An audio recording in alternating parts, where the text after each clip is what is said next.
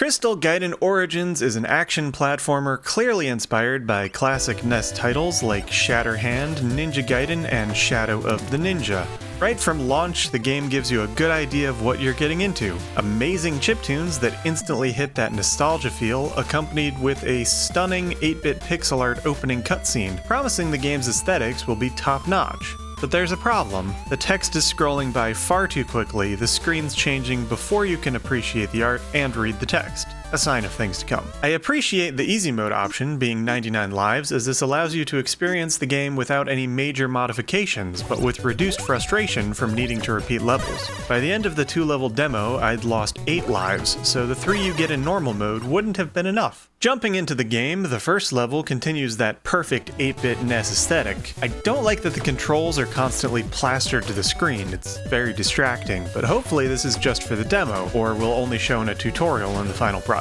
Jumping and movement are nice, but attacking feels unresponsive because it actively prevents you from mashing attacks. This is something I see in a lot of indie games, and I'm not quite sure why. To me, all it does is make me question whether I hit the attack button, and being able to quickly dispose of enemies through rapid mashing is half the fun of old platformers. Another issue with the attack is that the hitbox is either super accurate to the sprite or slightly short of its edge. For good game feel, it's better to have the hitbox extend slightly from the sprite. In the heat of game action, our eyes and mind trick us, making an accurate hitbox feel like it's falling short, and this only adds to the frustration with the feeling of unresponsiveness. On the plus side, the various Ninja Gaiden, Castlevania-style sub-weapons are pretty cool, all very distinct and snappy.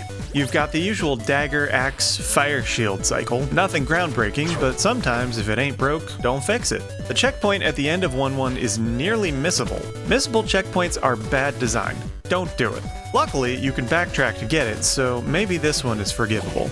I'm not sure why the music is continuous between stage 1-1 and 1-2. It's weird for the gameplay and graphics to stop, but the music to keep going.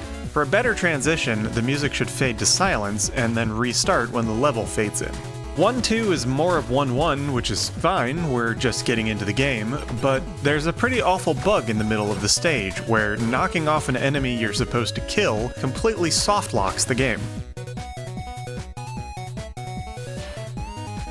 Luckily, the game saves at checkpoints, so a quit and reload got me back in the action. The first boss fight is pretty well designed. You need to properly time your jumps and movement to goad the boss into a path that doesn't collide with you. The length is also about right, not too quick, but also not overstaying its welcome. A bike section nicely varies the gameplay as we go into 2-1, though there are a couple problems. First, it's a bit too slow. The bike isn't moving much faster than we walk. Secondly, the damaging broken girders are a bit janky, often missing collision entirely. But worse, it took me a while to even notice that the broken ones can damage you, since they look so similar to the other girders which act like platforms. 2-2 immediately ditches the bike and goes back to walking for some reason. I would have liked more bike. And in this section we have the same problem as the broken girders. Those first crystals look like background elements, not something that would damage you. If we had the later section with the crystals inset into the pits first, clearly showing that you don't want to go there, I would have been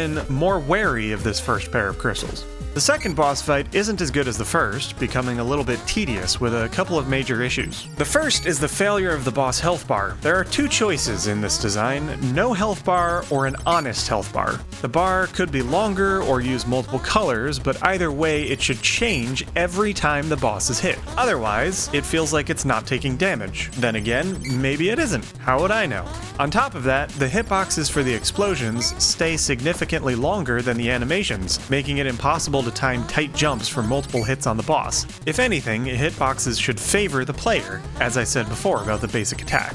The first 2 levels took me no more than 20 minutes to complete, meaning the full 6-level game should be about an hour in length on easy mode. This seems a bit short, but maybe the later stages get longer. I only hope it doesn't rely on the quote-unquote NES hard challenge ramp to make it seem more content than it is. Overall, Crystal Gaiden Origins has a 100% spot-on presentation for a throwback 8-bit NES game, but it falls short of greatness in design and implementation flaws. The game isn't out yet, so I don't know the price, price, but if it's cheap and you've got an hour or two to burn, there are definitely worse games out there. If you're interested in retro and indie games, please consider subscribing to the channel, and if you enjoyed this video, give it a like. Tell me in the comments what retro games you'd like to see me explore in future videos, whether for review or analysis, and if you happen to play Crystal Gaiden Origins, let me know what you think. Thank you for watching, and I'll see you in the next one.